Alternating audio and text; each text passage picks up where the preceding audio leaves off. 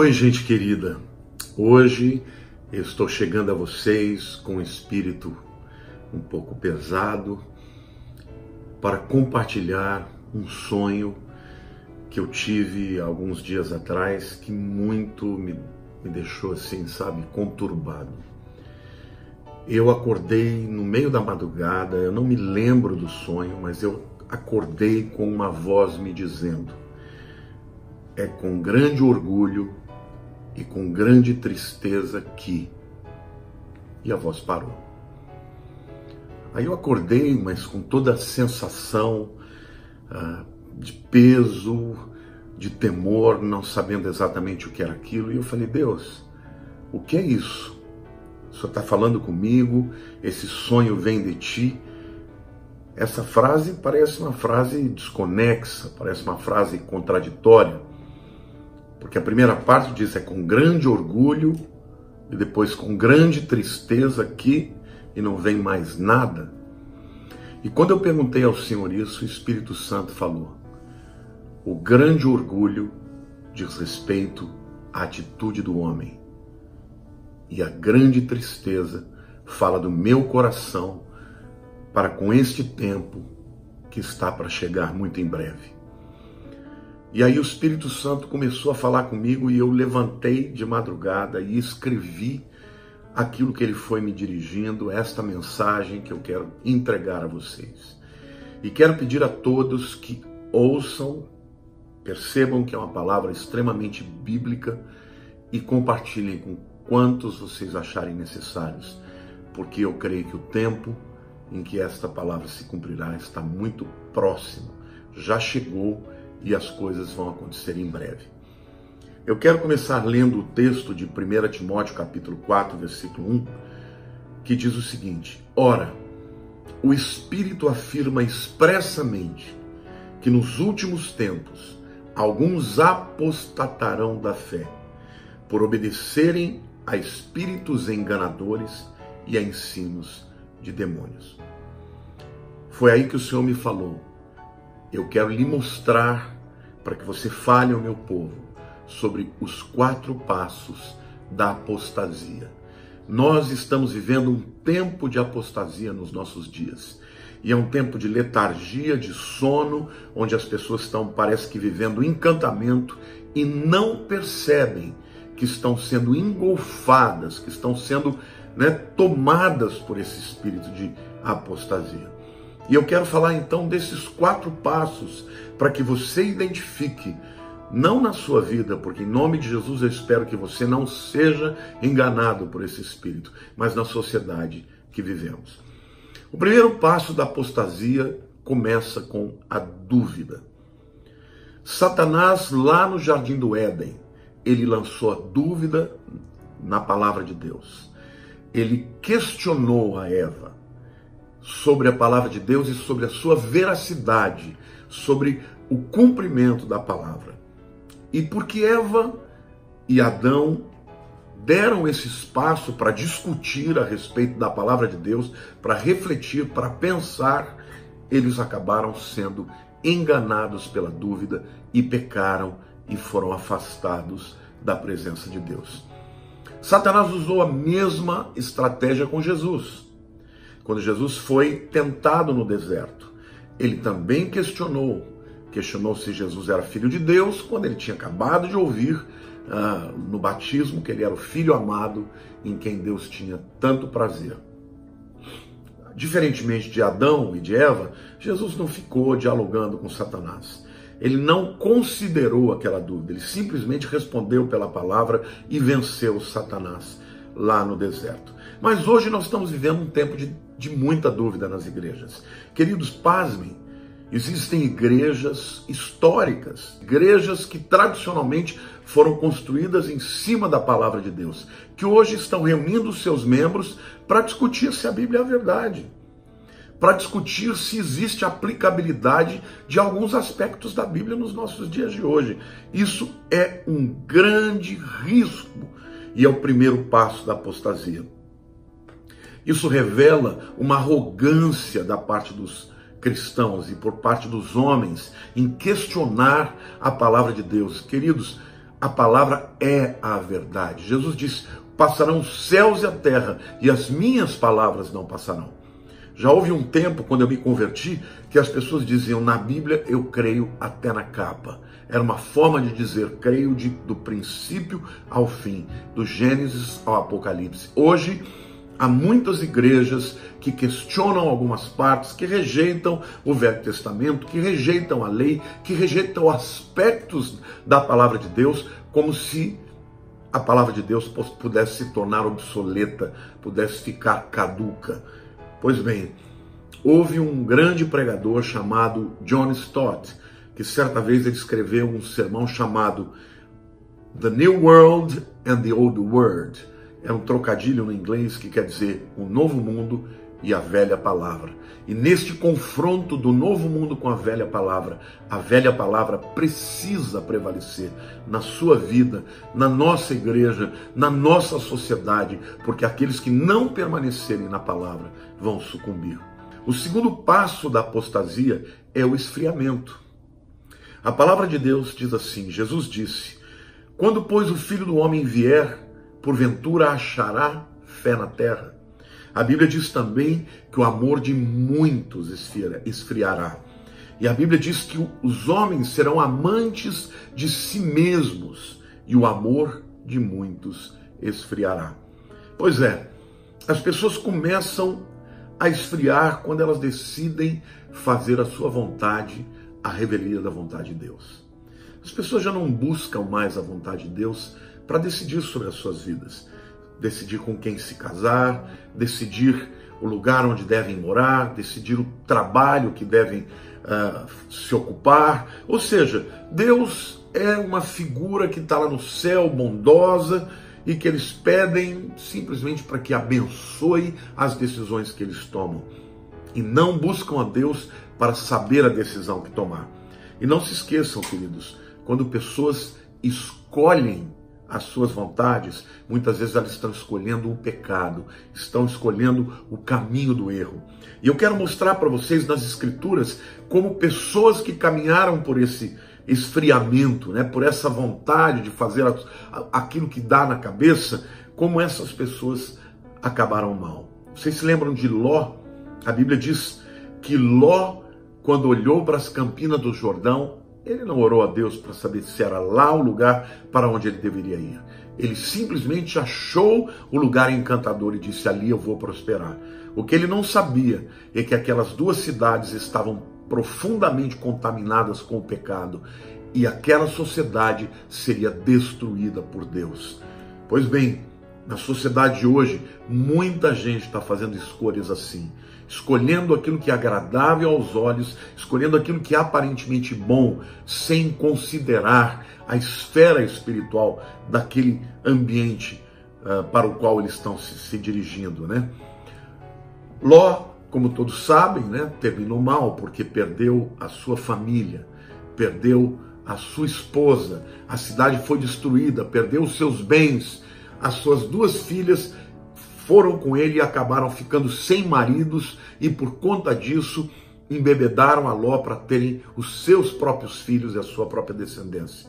Então Ló é uma figura do homem dos nossos dias, que faz escolhas erradas, baseadas somente no entendimento humano e naquilo que os olhos contemplam e se agradam, né? O filho pródigo também achou que poderia viver a revelia da presença do pai.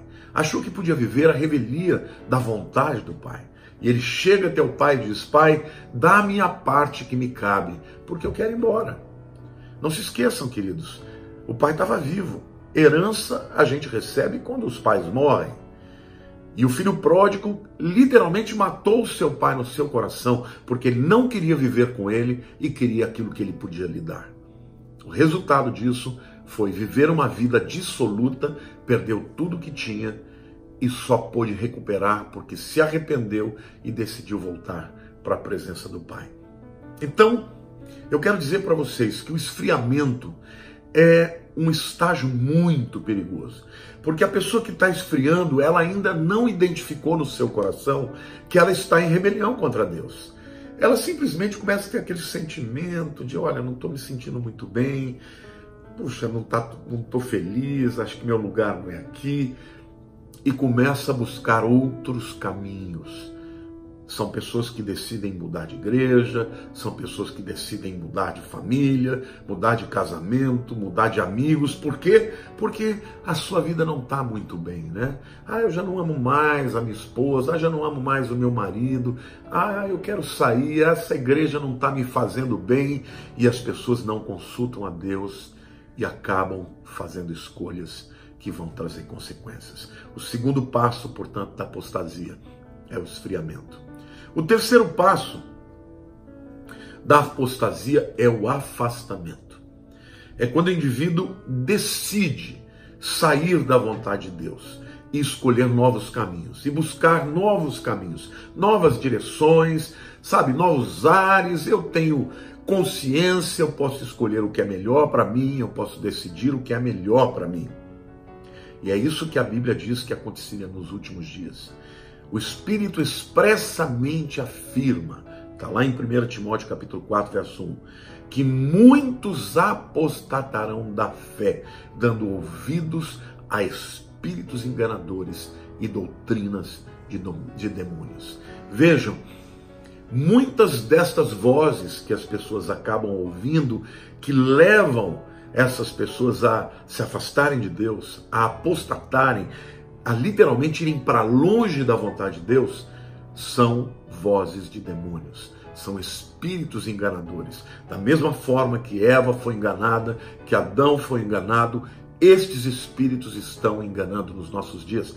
E a Bíblia diz que isso aconteceria numa escala astronômica, em níveis catastróficos. Queridos, é o que está acontecendo nas igrejas. Pessoas absolutamente insatisfeitas, afastando da igreja, acreditando que podem viver uma vida de pecado, viver uma vida fora da igreja, fora da comunhão, fora das coberturas do reino de Deus, e podem viver uma vida sem nenhuma.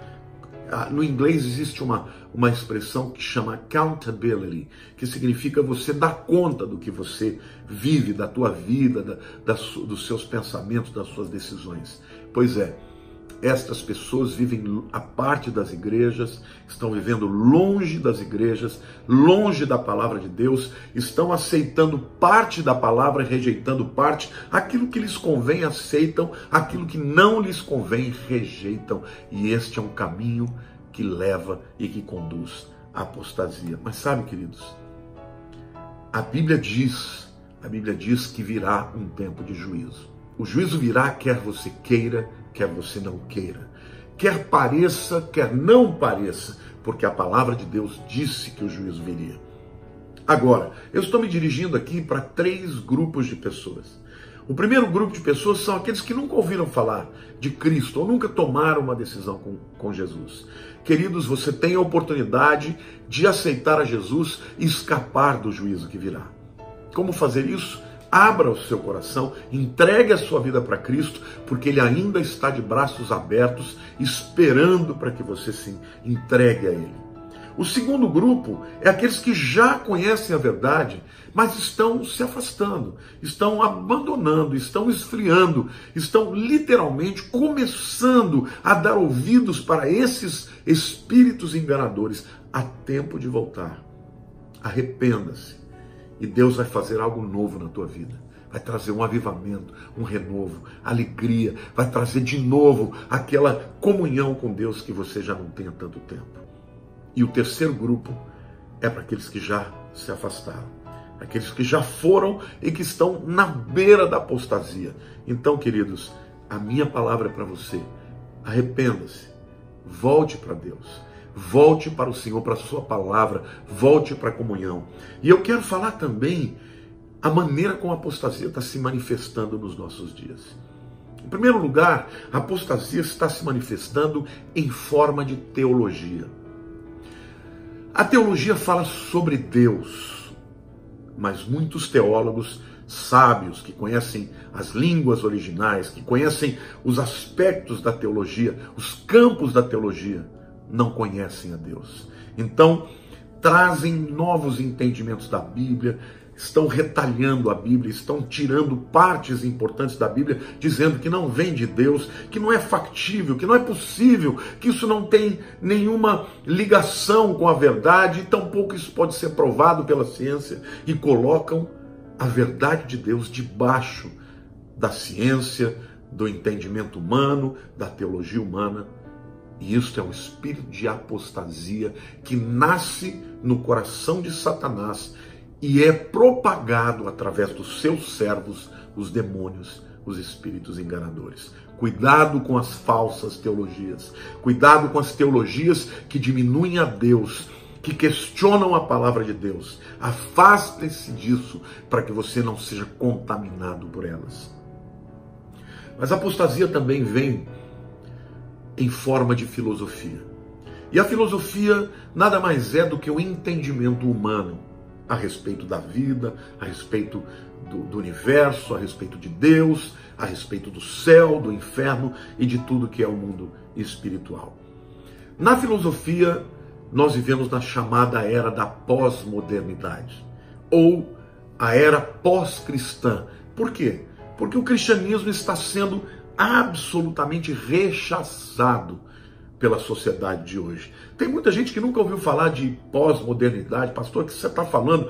Querido, você pode não ter ouvido falar deste nome, dessa nomenclatura filosófica, mas você certamente já ouviu falar de algumas máximas que eles propõem. Por exemplo, a verdade para mim pode não ser a verdade para você. A sua verdade não é a minha verdade. Isso é pós-modernidade. E isso é um engano, porque ou é verdade ou é mentira. Algo ou é verdadeiro ou é falso. Ou é de Deus ou não é de Deus. Ou vem da luz ou vem das trevas. Mas esta é a filosofia que se prega hoje. A verdade, ela se adequa a qualquer um. O seu caminho pode não ser o meu caminho. Mas se você estiver em São Paulo e pegar a Dutra, por exemplo, você vai chegar no Rio de Janeiro. Você não vai chegar no Rio Grande do Sul. Então, a verdade é uma só. O caminho é um só. E esse caminho é Jesus. Quer ver outra coisa aqui que eles falam muito? Olha, a nossa escola ensina as crianças a ter pensamento crítico. Pensamento crítico a quê? A palavra de Deus. Pensamento crítico a quê? A verdade absoluta da Bíblia. As escolas de hoje estão ensinando os nossos filhos a duvidarem de Deus. Então, o que se critica não é qualquer coisa. Não é um pensamento crítico, inclusive, à sociedade de hoje. É um pensamento crítico às verdades absolutas da palavra de Deus. Isto é espírito de apostasia. Isso está entrando dentro das igrejas. Por quê? Porque os pais trazem os filhos à igreja, mas enviam os seus filhos para as escolas que estão sendo treinadas e cujo objetivo é único, é destruir a fé cristã e a sociedade cristã. A filosofia de hoje visa desconstruir a verdade. Literalmente quer destruir tudo, porque este é o instrumento de Satanás que vem para roubar, matar e destruir. Mas a apostasia vem também em forma de cultura. A cultura de hoje, quando eu falo de cultura, eu falo de cinema, de televisão, de novelas, de música, de shows, de arte. A cultura de hoje é contra Deus, irmãos. Você pode ver como a maioria das novelas são contra Deus, são contra a palavra de Deus, como os filmes de hoje estão ridicularizando a nossa fé. Não pense você que a cultura deste mundo vai ajudar na nossa fé. Ao contrário, a Bíblia diz que o mundo é inimigo de Deus. Então, a gente vê muito na cultura de hoje as pessoas pedindo tolerância à sua maneira de viver. Mas eles são absolutamente intolerantes com a nossa fé. Quando nós falamos algo que é contrário à sua maneira de viver, eles se enfurecem, eles nos xingam, eles nos afrontam a Deus, e tudo isso em nome de cultura. A cultura hoje fazem os símbolos sagrados, como o Cristo, como a crucificação, ser ridicularizada, vilipendiada, e as pessoas aplaudem, batem palmas e dizem: isso é só cultura. Pois é, a cultura também está em nome da apostasia e do afastamento de Deus. Amém? Em quarto lugar, a apostasia vem por causa do ressentimento. E aqui tome cuidado, porque muitas vezes Satanás começa a te afastar da vontade de Deus, a te afastar do convívio de Deus por causa de ressentimento. Ou alguém te magoou na igreja, ou foi o pastor, ou foi algum irmão, ou você foi rejeitado, ou você não foi compreendido, ou de alguma maneira aquilo que você tinha de expectativa na igreja não foi suprida, não foi cumprida, e você vai ficando amargurado, entristecido, já não tem alegria naquele lugar, já não tem prazer naquele lugar, e você sai acreditando que você pode evitar o lugar, achando que aquilo não vai trazer consequências para a sua vida. Mas o que acontece, meu querido, é que o primeiro passo é: eu rejeito a igreja. Depois eu não rejeito a igreja, eu rejeito o povo de Deus. Depois eu rejeito mais do que o povo de Deus, eu rejeito a sua fé, as suas convicções, eu rejeito a palavra. E aí as pessoas vão vivendo cada vez mais distantes da vontade de Deus. Sabe, meus amados, cuidado com a amargura. A Bíblia diz que a raiz de amargura abre porta para demônios. E muitas pessoas apostatam da fé por causa de raiz de amargura. Mas eu quero terminar minha palavra dizendo que este sonho que Deus me deu, o Espírito Santo falou comigo: filho, avise o meu povo que do mesmo jeito que a porta está aberta, haverá um tempo em que ela se fechará. E a porta se fechará, meus queridos. E quando se fechar, virá um tempo de juízo.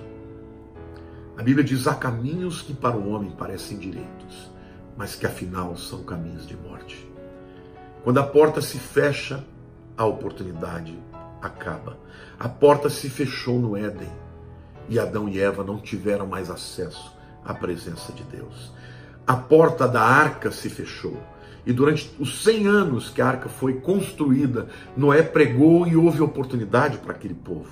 E eles zombaram, e eles rejeitaram, mas houve um momento que a porta da arca se fechou e o dilúvio veio e todos quantos não estavam dentro da arca morreram naquele juízo. E a arca representa Jesus. A porta da arca representa o único caminho de entrada para a salvação, o único caminho que nos livra da condenação e do juízo que virá. A porta se fecha quando a oportunidade acaba para você. E essa oportunidade acaba muitas vezes pela morte. Essa oportunidade acaba quando algo muito grave acontece na sua vida que não tem retorno. Na salvação, enquanto houver vida, enquanto houver um suspiro, você ainda tem oportunidade. Mas a Bíblia diz que existem pessoas que ouvem a palavra de Deus e que vão ouvindo e não respondem a esta palavra. E a consciência vai sendo cauterizada até o momento que a pessoa já não sente absolutamente nada, nenhuma culpa, nenhum arrependimento pelo pecado. Você sabe o que é o cautério? O cautério é um instrumento que era muito utilizado na antiguidade para sarar a ferida. Para evitar que uma ferida produzisse uma infecção, eles pegavam um ferro quente, em brasa, e botavam na ferida. E aquilo queimava imediatamente a ferida, matava todas as bactérias. Mas aquela área que era cauterizada ficava insensível. Morria. A pessoa não sentia mais nada. E quando a Bíblia fala de uma consciência cauterizada, é um indivíduo que depois de muito ser advertido e não ter se arrependido, o pecado já não produz mais tristeza e a pessoa começa a achar natural e está caminhando para a apostasia. Então, meu querido, toma cuidado. Se você está vivendo uma vida de apostasia, caminhando para o abandono da sua fé, arrependa-se, volte para Deus, que tem misericórdia, tem o desejo que todos se salvem. Deus não tem prazer na morte do ímpio, diz Jeremias. Amém? E eu quero dizer para você que o Salmo 116, versículo 15, é um salmo que fala claramente que preciosa é aos olhos do Senhor a morte dos seus santos. Para aqueles que morrem em Jesus, é preciosa a morte dos santos. Por quê? Porque a volta para a presença do Pai. Todos nós, um dia, haveremos de morrer. A menos aqueles que estiverem presentes no dia do arrebatamento da igreja. Mas Deus tem prazer quando um filho dele retorna para casa. Mas Deus não tem prazer na morte do ímpio. Mas o desejo de Deus é que ele se arrependa e viva. Então, eu quero concluir a minha palavra dizendo que existem antídotos para esses passos da apostasia. A dúvida se combate com obediência. O esfriamento se combate com avivamento. Busque o avivamento. Busque a Deus, busque ter o primeiro amor novamente na sua vida. O afastamento se combate com arrependimento. Como o filho pródigo, ele voltou a cair em si e disse: os servos do meu pai vivem muito melhor do que eu estou vivendo agora. Eu quero voltar para a presença do meu pai. E ainda que ele achasse que ele não teria jamais o privilégio de ser filho, o pai o recebeu, se alegrou, festejou e deu a ele o anel do filho, a sandália que fala de um andar em retidão novamente, novas vestes, e se alegrou porque o filho que estava perdido foi achado. Volte para o Senhor. Você que está fora da igreja, caminhando para a apostasia, atolado no pecado, volte para o Senhor, porque tempos de juízo virão, tempos difíceis, e esses tempos se aproximam. E por último lugar, eu quero terminar dizendo que a porta fechada se combate com urgência. O tempo é agora, não é amanhã, é agora. Você está me ouvindo?